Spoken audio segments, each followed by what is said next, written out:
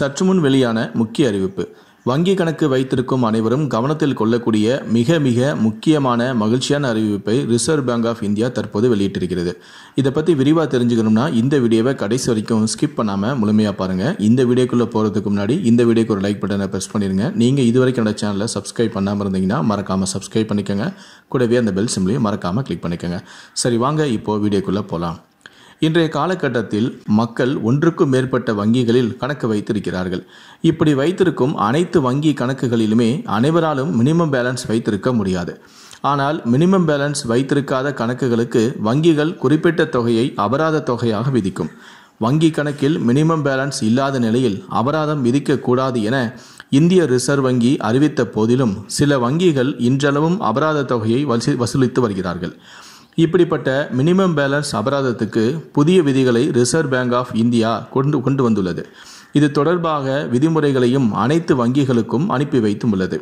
புதிய விதிமுறைகளின்படி 2 ஆண்டுகளுக்கும் மேலாக எந்த ஒரு பண பரிவர்த்தனையும் செய்யாத வங்கி கணக்குகளில் இருந்து எவ்விதமான மினிமம் பேலன்ஸ் அபராதமும் வசூலிக்கப்படக்கூடாது. ஏனென்றால் அந்த வங்கி கணக்குகள் செயலற்ற கணக்குகளாக இன்ஆபரேட்டிவ் அக்கவுண்ட் என எடுத்துக்கொள்ள வேண்டும். அதே போல ஜீரோ பேலன்ஸ் கணக்குகளில் எவ்வித மினிமம் பேலன்ஸ் அபராதமும் வசூலிக்கப்படக்கூடாது. அது மட்டுமின்றி இந்த புதிய விதிமுறைகளின்படி செயலற்ற கணக்குகளை மீண்டும் ஆக்டிவேட் செய்ய கட்டணமும் வசூலிக்கப்படக்கூடாது. அதே போல இதை மீண்டும் தொடங்கும் போது முந்தைய பராமரிப்பை சொல்லி அபராதமும் கேட்கக்கூடாது.